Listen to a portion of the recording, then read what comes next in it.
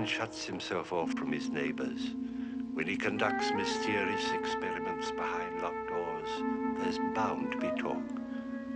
There were those who whispered that old Dirk Van Pryn was a sorcerer, and worse. He might never have been remembered at all had not his research led him to the discovery of a most unusual formula for making glass. Mr. Van Pryn, it's Mrs. Ames. What do you want? The silversmith left a package for you. Just leave it outside the door, please. Can I bring up your supper now, Mr. Van Pryn? Never mind. Just leave the house. Oh, you ought to take something, Mr. Van Pryn. I'll fetch up some nourishing soup before I go.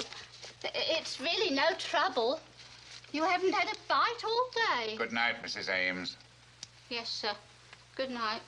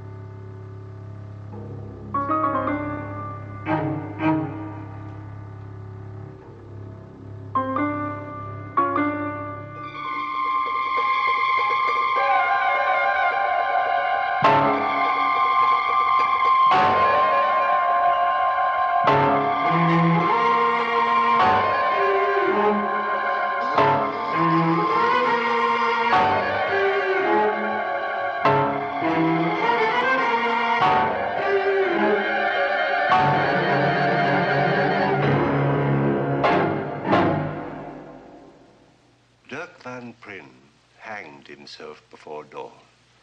His story might have ended there if he'd had the courage to smash those spectacles. But like many another scientist, he couldn't bear to destroy his own creation. Too bad. Because years later, others tried them on. In The Cheaters, our story for tonight, a junk man named Joe Henshaw, played by Mr. Paul Newland, a little old-fashioned lady named Marian Alcott, played by Miss Mildred Dunnock. Her nephew, Percy Dean, played by Mr. Jack Weston. And finally, a man who discovered the real purpose of the spectacles, Sebastian Grimm, played by Mr. Harry Towns. What they saw through those yellowed old lenses, they never forgot. And neither will you, my friends, because as sure as my name's Boris Karloff, this is a thriller.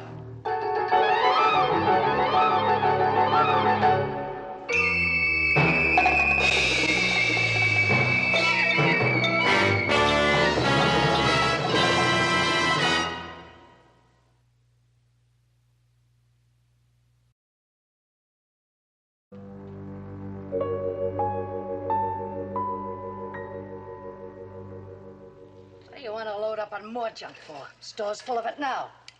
Just have a lot of raggedy old clothes and some busted up furniture, that's what you get. How much you bid?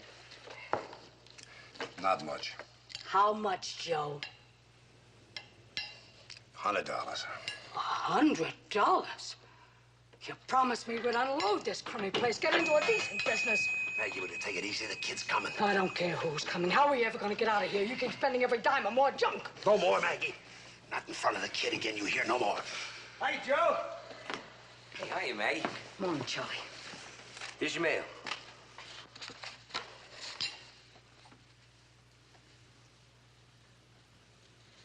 Why didn't you admit it, Joe, and get yourself a pair of glasses? I see what I need to see. Yeah. Maybe we ought to leave it that way.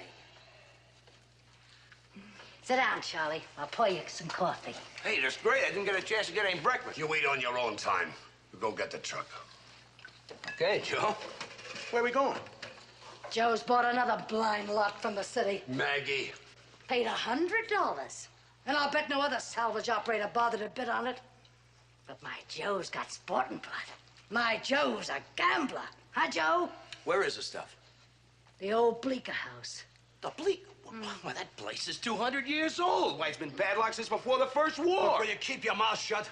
You just do your job and let me run my business. Wait a minute, Joe. I didn't say anything. Did I say anything, Maggie? You leave Charlie alone. You want to pick on somebody, pick on me. I'm warning you, not again in front of the kid. Hey, you two, knock it off, huh? Maybe Joe's got a good idea. Fat chance. Well, I heard of a salvage at one time that found $500,000 in war bonds in an old house. Confederate war bonds. Look, when you get the truck. Yeah, sure, Joe. Keep your eye on him, Charlie. If he finds anything in that dump, I want to know about it.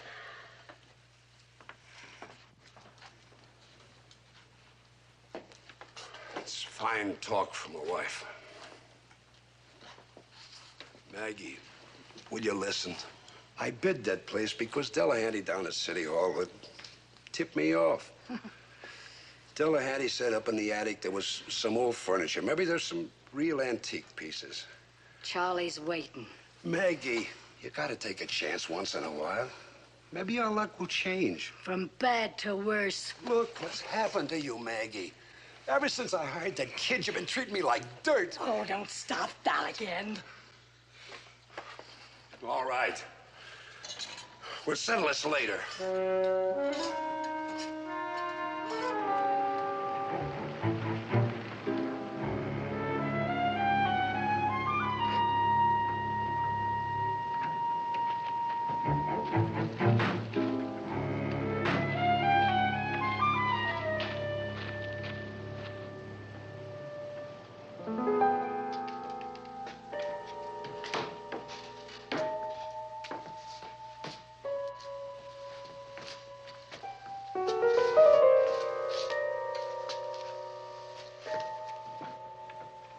It's gonna cost you money to haul this stuff to the dump.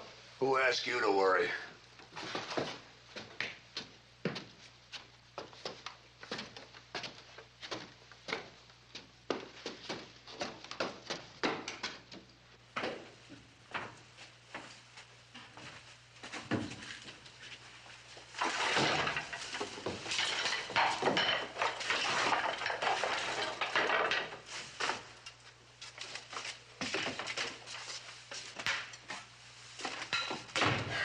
Nothing.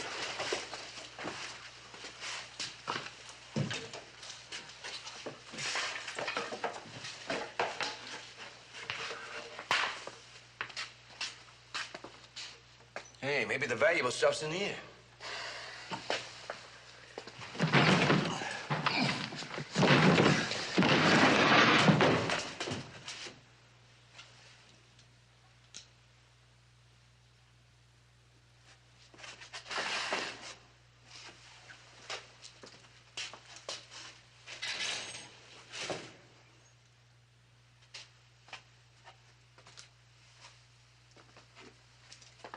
Joe, look at all these old books. Maybe there's some rare editions here.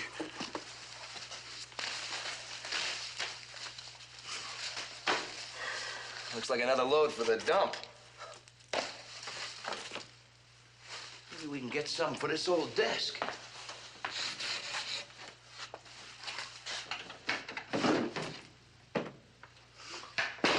Some deal. You ought to sue the city, Joe. Advice from you I don't need. Yeah.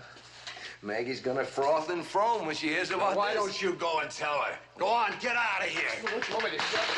Get out. Okay, Joe.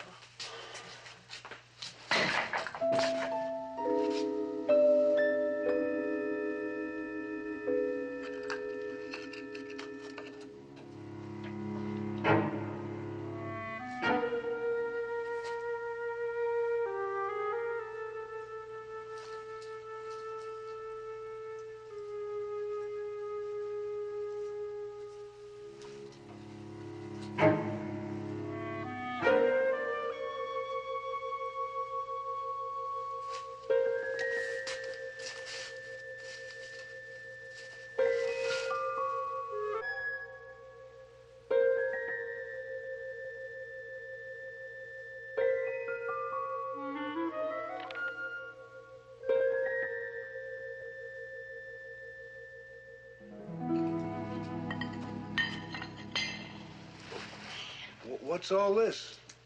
Happy birthday, darling.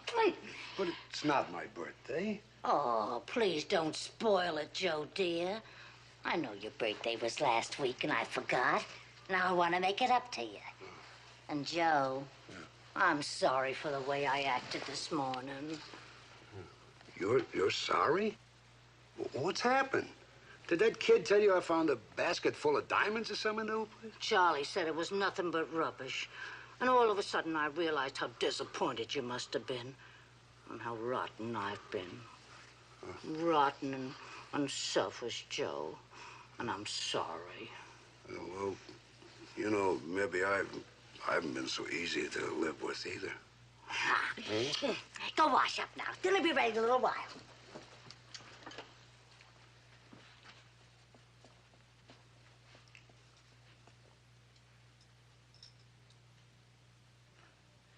Where'd you get those funny old cheetahs, Joe? The Beaker place. Oh, you ruin your eyes wearing somebody else's glasses. What happened to the other letter, Maggie? There was 4 here this morning. It's only a bill from the gas company. I took care of it for you. You old fool. If you hadn't been too cheap to buy a pair of glasses, I'd have lost the pleasure of fleecing you. Huh? If you hadn't been too busy to buy a pair of glasses, I'd have lost the pleasure of spoiling you. Enjoy it while you can, Joe. Tomorrow you'll be dead. What? Enjoy it while you can, dear. Tomorrow you'll be dead tired from hauling all that rubbish. What did you say the other bill was from? From the gas company. They want to buy this property, Joe, for a lot of money. Happy birthday, Joe! I brought you a jug of your favorite poison. And if this doesn't kill you, I will, ape man. And if this doesn't fill you up, I'll flip, man, because it cost me a bundle.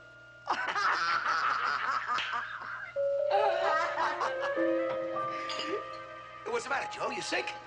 Come on, what you need's a little drinky. How about it, Maggie? Oh, I don't know, Charlie. The doctor said... Hey, come on, it's his birthday. Just one, then.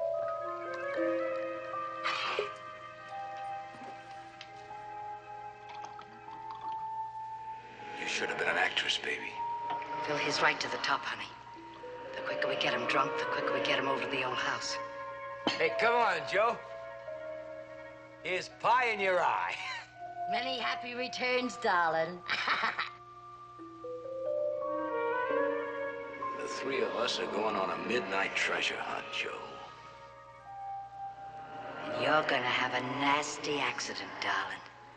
If I tumble down the stairs, don't kill you, I'll clobber you with a board.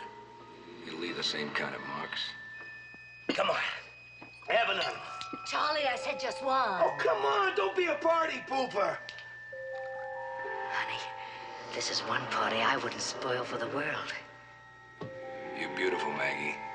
In a few hours, you'll be all mine. I never thought it'd be so exciting. Gee, I love you, Charlie.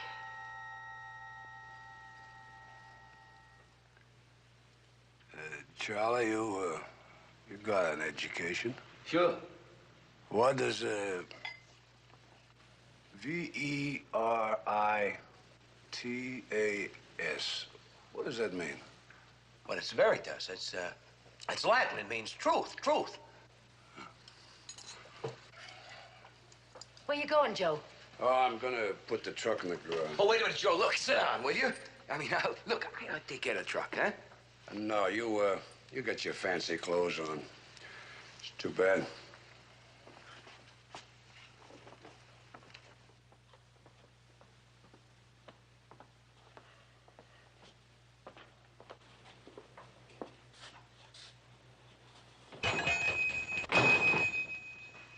Look, what does he mean? Too bad. I got my fancy clothes on. Too bad. Who knows what that stupid old coot means? Hey, wait a minute, honey. Wait a minute. I'm not sure. You losing your nerve? Well, no. It's only that... It's only what, darling? Maggie, what you do to me?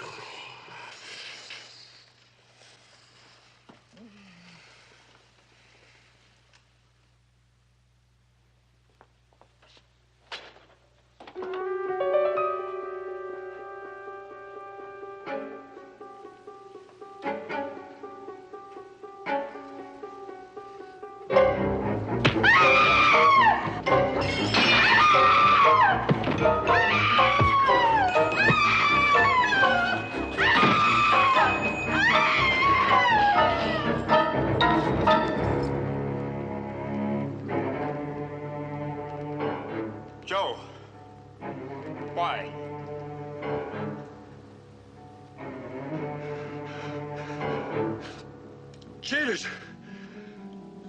Cheaters! You don't do something like this just because your wife's been cheating on you, Joe.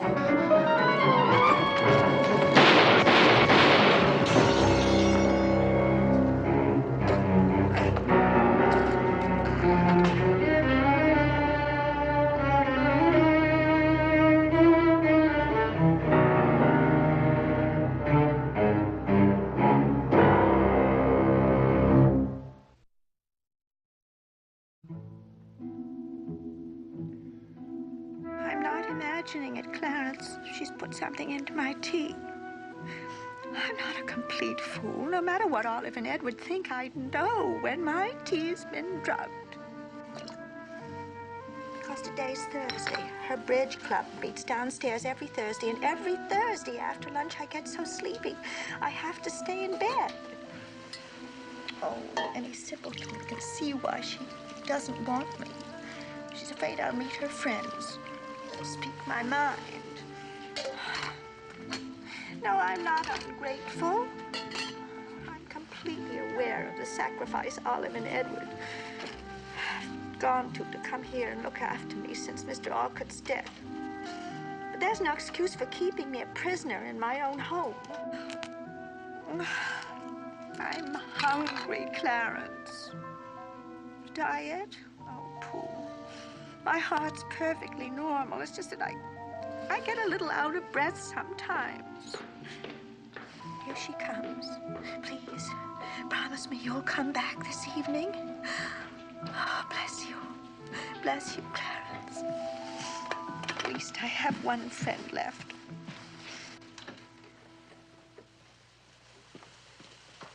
Enjoy your lunch, Mother Alcott? Oh, I see you drank all your tea. Wouldn't you be disappointed if I hadn't? Dr. Richards would be disappointed, dear. You know what he said about keeping up your liquid intake. Sleepy? No. Oh, well, you try closing your eyes for a little while. And if you can't nap, you just ring and I'll help you downstairs. I wouldn't intrude on your bridge party, Olive. Oh, you'd be an asset to any party, Mother Alcott.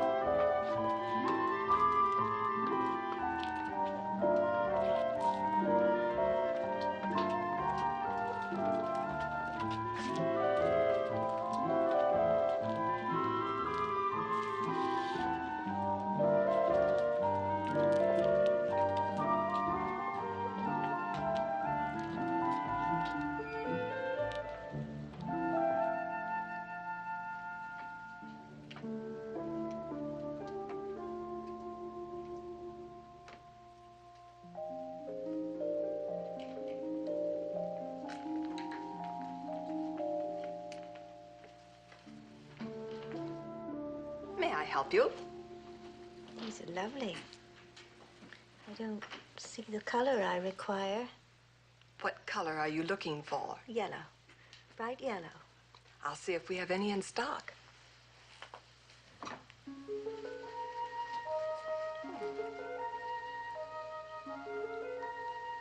Oh, dear. No.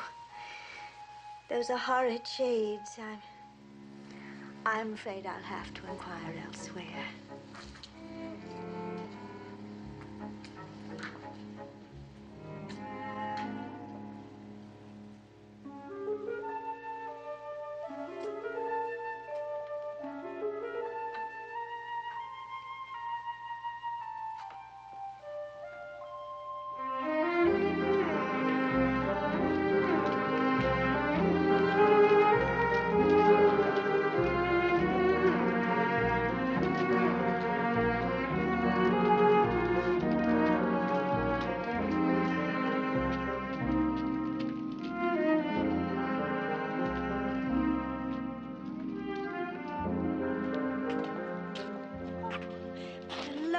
little escritoire. How much are you asking for it, Mr. Henshaw? It's sold. And my name's Bergen. Henshaw's dead. Yes. Don't you read the papers? He brained his wife and her boyfriend, and the cops shot him. The gas company owns this place now. They bought it from Henshaw's relatives. They're going to put up an office building, so I bought out his inventory. I see. Do you mind if I browse around a bit? Help yourself, lady.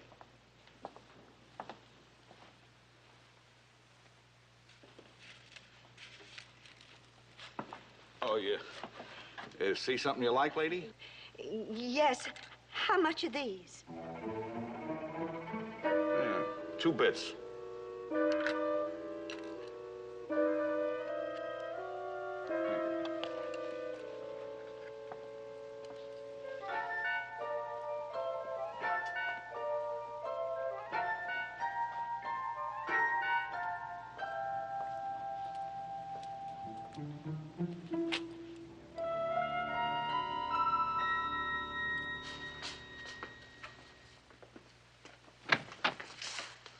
Mother Alcott, we've been so worried. It's almost 7 o'clock. You know what the doctor said about you going out alone? Where have you been?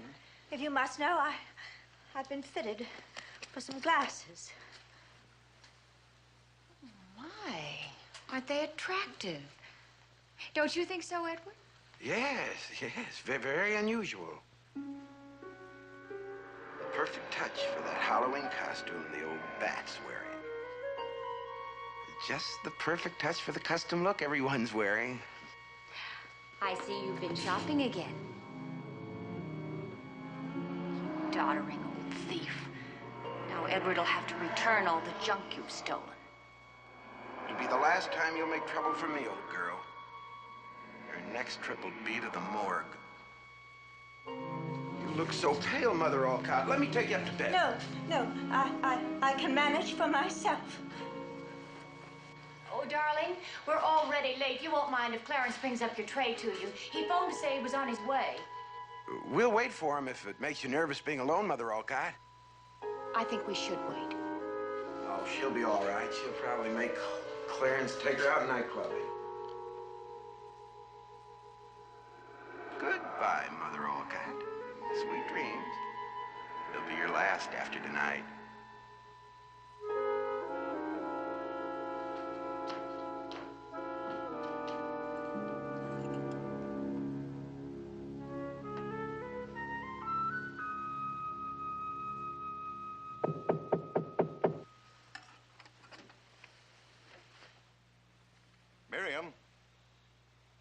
Miriam, it's Clarence.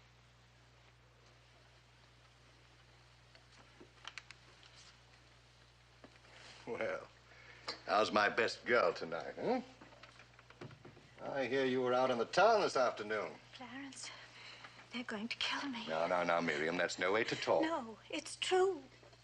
My, this looks delicious. Clarence, as trustee of my late husband's estate, it's your duty to listen to me. Now, where would you like to sit?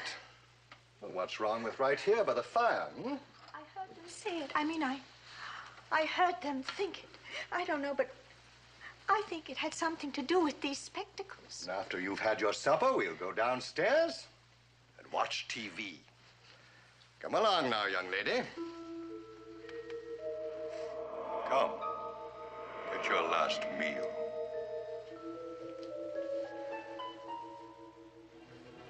I know just the thing to whet your palate. A little brandy. Now, if you promise not to tell on me, I'll go and find Edward's decanter. I'm going to need a drink before I shove you down the stairs, you senile old scarecrow. Clarence, who inherits when I'm dead? What an odd question to ask. Will you know? Edward and Olive, provided they maintain you in this house as long as you live. Which won't be long, Miriam. And for arranging your fatal accident, they're giving half to me. Oh, Miriam, you're ill. You do need a stimulant. I'll be right back.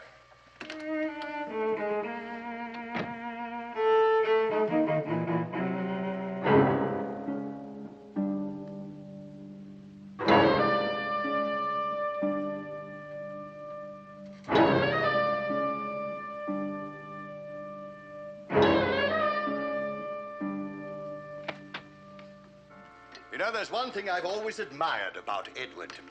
He keeps excellent brandy. It's a status symbol for him, I suppose. Pity he never touches it himself. If I've said it once, I've said it 100 times. Unbend a little, Edward. Live, live, live, live. Well, you're not going to let your generation down, are you, Miriam? You know how to live. But you're overdoing it a bit, you old hag. Well, what's wrong, Miriam? Aren't you going to join me? Oh, Miriam. You're not going to let an old friend drink by himself? Take it. I don't want any trouble pushing you down the stairs.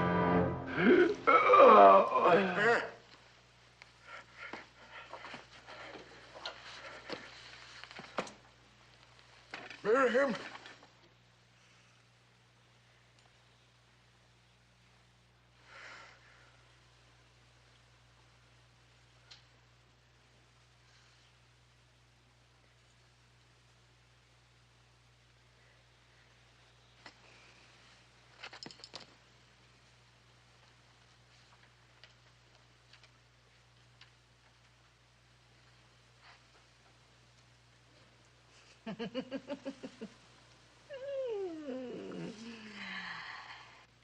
To what is most precious between friends, Clarence?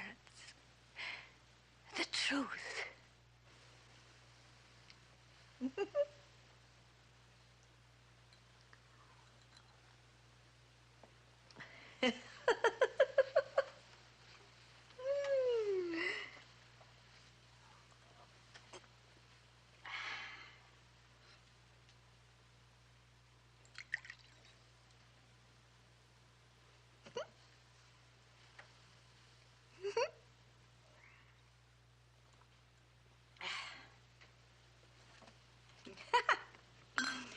Here comes my lord.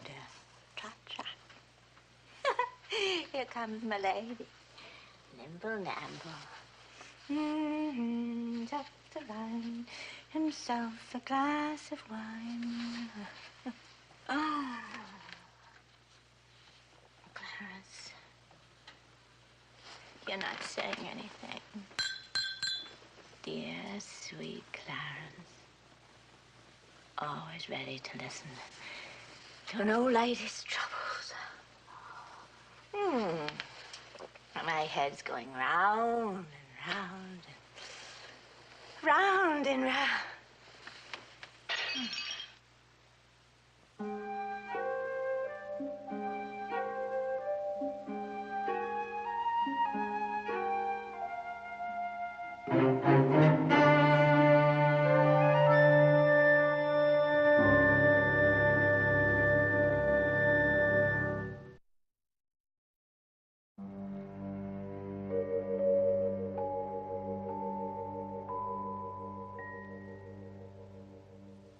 Well, I still think we're rushing things.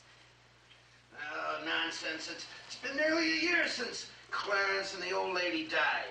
People have found other things to talk about. I wonder. Well, they all accepted, didn't they? Oh, well, they'd come once, out of curiosity, if for no other reason. Well, I couldn't care less, as long as Thorgensen enjoys himself. He doesn't know it yet, Olive, but he's going to sponsor me into the Gentry Club. I intend to be somebody in this town, and Thorgensen will be my advocate. That's why I invited Sebastian Grimm and his wife. Sebastian Grimm? That writer? Why, he's nothing but a dissolute bounder. Yes, that's how dear, sweet Mother Alcott would have characterized him. Well, he's a necessary evil to my plan for the evening. Just bad-mannered enough to get bored with our party and suggest a poker game. Thorgensen's weakness. But you hate gambling. Nevertheless, I intend to show Thorgensen that I know how to lose like a gentleman. What? Why, Edward, you look positively... Like Benjamin Franklin, the symbol of wisdom and stability? Yes. Well, that's exactly the impression I wish to create. Now, don't panic, my dear. We have more money than most of them have right now. Won't be long before they'll be courting our favor. Your servant, madam. The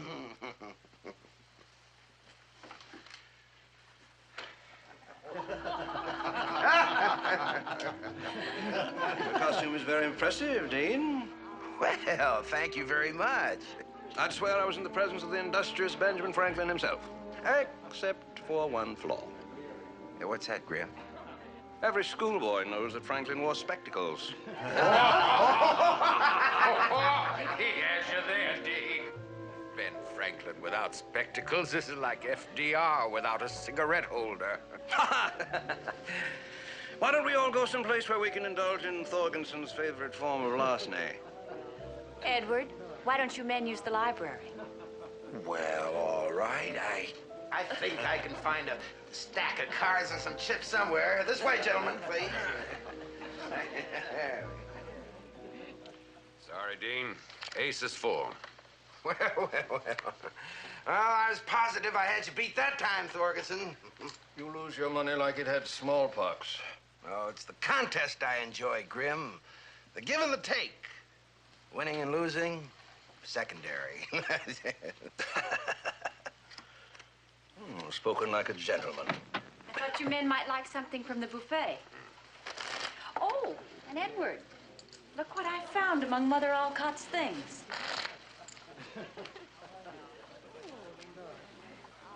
Well, I'll be. Remarkable. Ah, does that satisfy your sense of historical accuracy, Mr. Grimm? Madame, I'm flabbergasted. Can't see much. Might improve your game. Deal the cards, Thorgenson. Think I need more chips, Judge.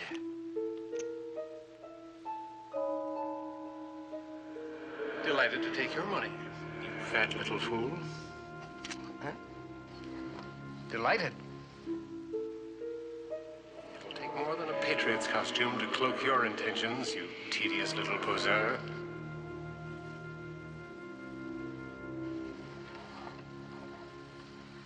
Ah, here's a laugh. The word veritas is engraved across these spectacles. Huh? Latin for truth. Oh. Probably made with his honor in mind. It is supposed to be your calling, isn't it, Judge Pfluger? And what exactly is your calling, Mr. Grimm? I'm an unpublished author. Unsung. Unfulfilled.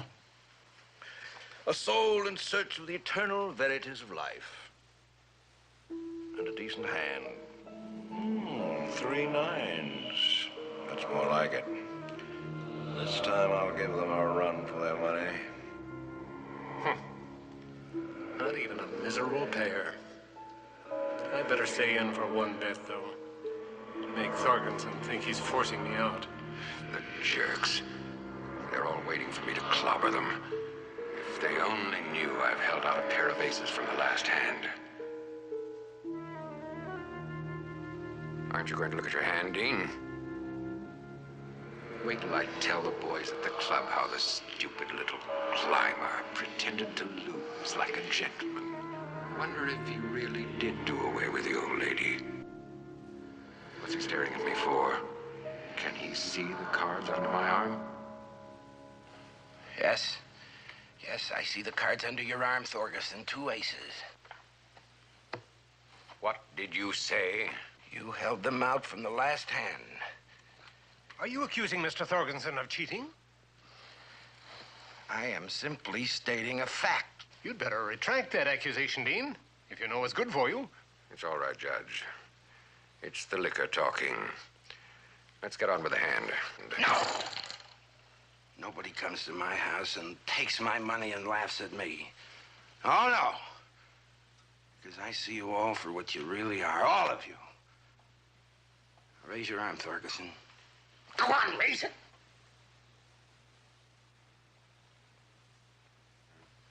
Two cards under your arm.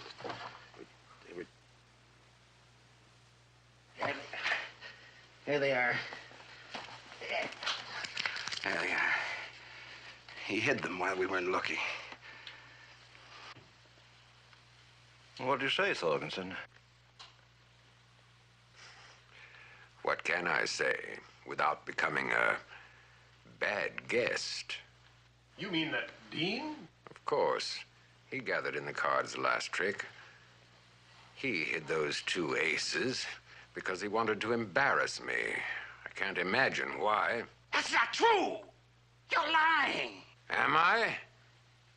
Did you see me hide those cards under my arm? No.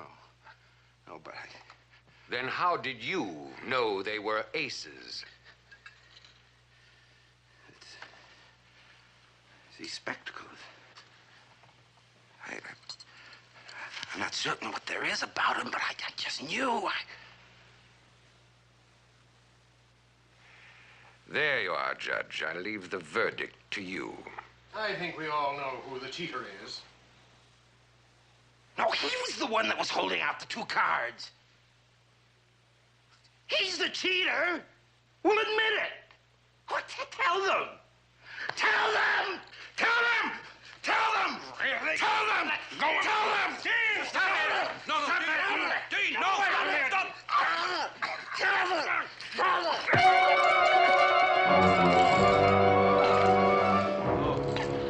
I didn't mean to hit him so hard. But do something, Thorgensen, before he bleeds to death. Too late, I'm afraid.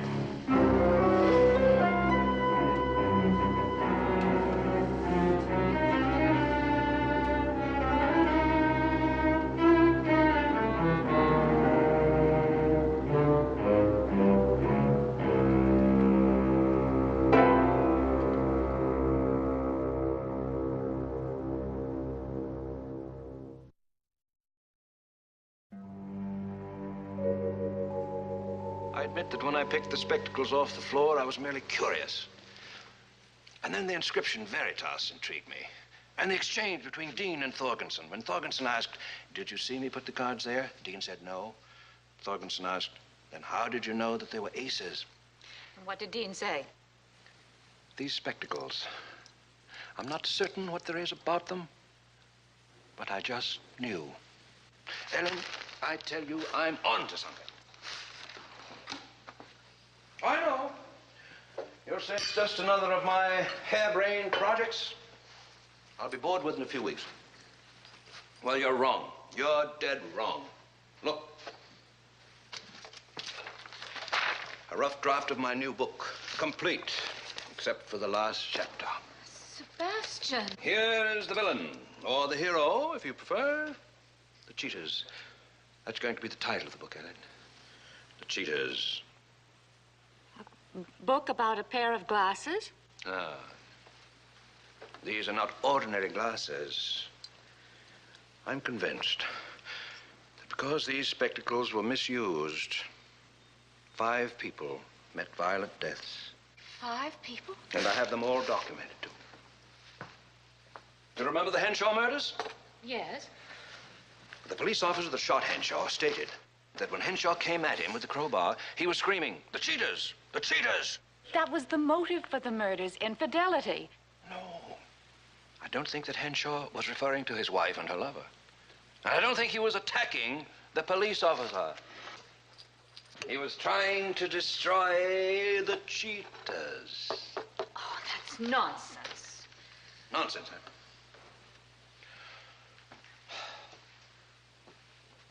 Don't be so quick to reject the idea. I also looked up the inquest in the Olcott murder. Olive Dean stated on the day the old lady put the hat pin in Clarence Kramer's chest, she'd been downtown. And among the things she brought back with her was a pair of funny old glasses. I talked to the man that took over Henshaw's store. He remembers selling these very glasses to Miriam Olcott for 25 cents. I still don't see the significance of them, Sebastian. You don't? Well, I'll tell you. I believe that these spectacles enable the wearer to know the naked, absolute truth about anything or anybody. Have you tried them?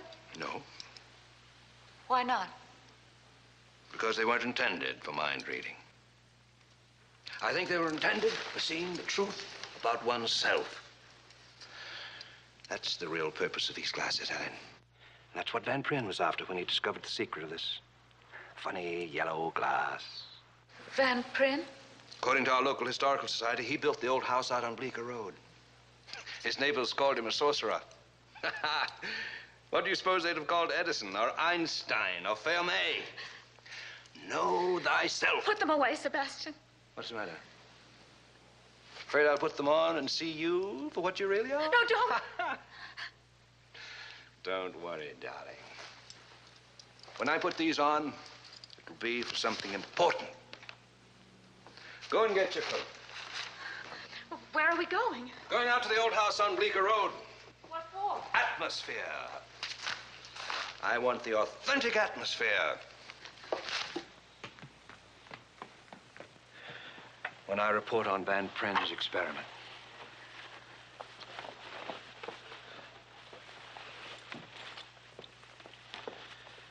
By the way, Ellen, that's going to be the title of my last chapter. Know thyself.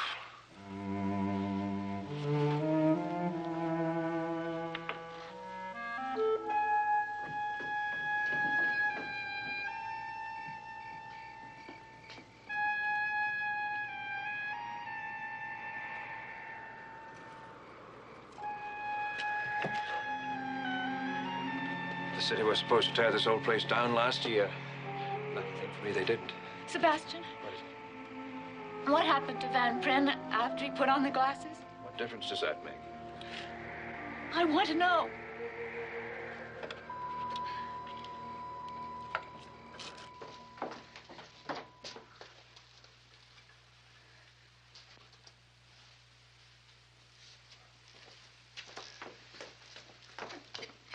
Sebastian, you still haven't answered my question. What happened to Van Pryn? His old desk is still upstairs, and the same mirror that he used. You've been here before? This morning.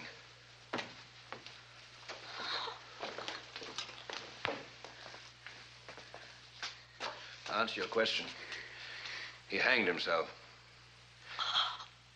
Wait here.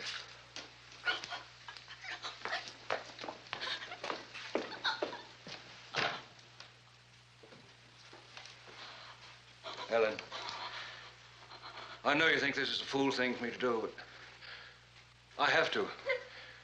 It's the only way I have of satisfying my twisted sense of the dramatic. You understand that, don't you? Sebastian, please, let's get out of here. No, I've come this far. You don't have to prove yourself to me or to anybody. Darling, how would it look if I ended my book by saying I lost my nerve? Oh, no, Sebastian, please, please come home. This is wrong. It's unholy. I imagine that's what Van Pryn's ignorant neighbors said. It's unholy. Well, if Satan's waiting up there, so be it. No, please.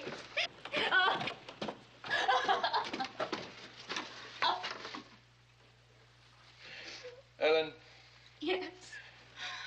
do you know that the greatest men in every century have been hated and ridiculed by men like Thorgensen and Judge Pfluger? Van Pryn knew that. Oh, Sebastian, please come down.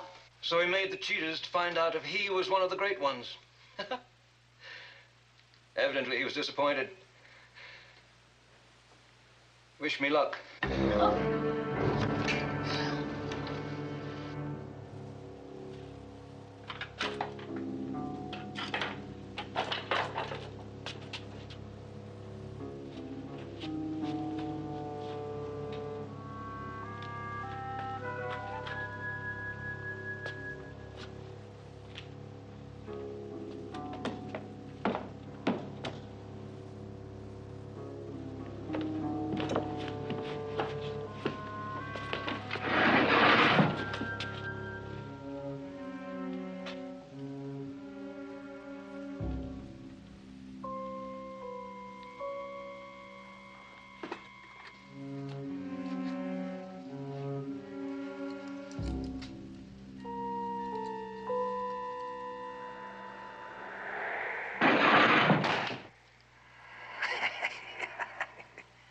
Who's there?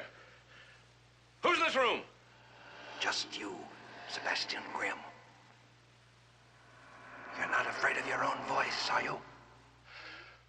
No. So, you want the truth about yourself, do you? Yes.